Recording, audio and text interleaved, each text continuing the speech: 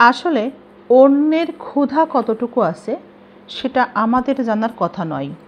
কারোর পেটে ক্ষুধা আছে 2 প্লেট ভাত খাবার মতো এমন পরিমাণ ক্ষুধা, কিন্তু আমি তাকে 1 প্লেট খাবার দিলাম, 1 চামচ ভাত দিলাম, তার কি ক্ষুধা মিটবে? আবার সে হয়তো কম খায়, তার 1 চামচ ভাতে হয়ে যায়, কিন্তু আমি তাকে 2 চামচ দিয়েছি, সে কিন্তু বিরক্ত হবে।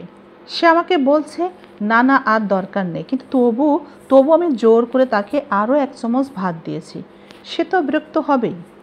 ঠিক আমরা যখন কাকে ভালোবাসছি, কতটুকু ভালোবাসছি সেই জ্ঞান না রেখে অতিরিক্ত মাত্রায় তাকে ভালোবাসবো, যত্ন খাতির করব, সে কিন্তু বিরক্ত হবে। কারণ আমার ভালোবাসা, আমার যত্ন খাতির তার পছন্দ হচ্ছে না, কিংবা বুঝে নিতে হবে আমার ভালোবাসা যত্ন তার প্রয়োজন নেই। অতিরিক্ত মাত্রায় যত্ন খাতির তার ভালো লাগে না। যখনই আপনি কারো নিজের থেকে অতিরিক্ত যত্ন খাতির দেখাতে যাবেন, তখনই সে বিরক্ত হবে। এবং ওই যে কথায় আছে না, অপাত্রে ভালোবাসা দান, এই কথাটির মতোই অবস্থা হবে। সে আপনার ভালোবাসা, যত্ন, আদরের গুরুত্বই দিবে না। আপনি তার কাছে যে তুচ্ছ ছিলেন, তাচ্ছিল্য করতো আপনাকে, আপনি তেমনই থাকবেন, গুরুত্বহীন হয়ে যাবেন।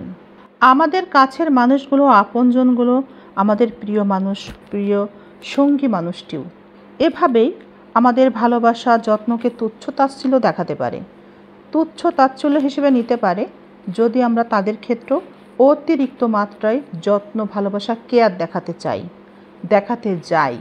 আমাদের একটা স্বভাব আছে, আমরা আমাদের কাছের মানুষ, আমাদের সন্তান, স্বামী, আমাদের পরিবারের সকল সদস্যদের জন্য এত বেশি করি, নিজের কথাই ভুলে যাই। সেটা আমরা নিজেরা বুঝতে না পারলেও আমাদের আশেপাশের মানুষগুলো ঠিকই বোঝে তাদেরকে আমরা কতটুকু গুরুত্ব দিচ্ছি, কতটা গুরুত্ব সহকারে আমাদের জীবনে আমরা তাদেরকে রেখেছি। আর এই কারণেই তাদের কাছে আমরা অপ্রিয় হয়ে উঠি। তাদের জীবনের কোনো কাজ কারো জন্যেই কিন্তু থেমে থাকে না, কিন্তু আমাদের জীবন থেমে যায় শুধুমাত্র তাদেরকে গুরুত্ব দেওয়ার কারণে। তারা ঠিকই বোঝে, তারা একেবারে ঠিকঠাক মতো আমাদের কাছ থেকে সকল সুবিধা পায়, সকল সুবিধা নিতে থাকে আর নিজেদের জীবনকে উপভোগ করে। অথচ আমরা কি করি? আমরা আমাদের নিজের সুখে থাকার চাবিটা অন্যের হাতে দিয়ে দিয়ে তাদেরকেই দোষারোপ করি। যখন আমাদের সন্তান বড় হয়ে যায়, ঠিক তখনই কিন্তু আমরা এটাই উপলব্ধি করি, নিজের সুখে থাকা, ভালো থাকার বিষয়টা অন্যের উপরে চাপিয়ে দিয়ে আমরা নিশ্চিন্তে সকলের দায়িত্ব পালন করি এবং পরবর্তীতে একটা বয়সে এসে আফসোস করি।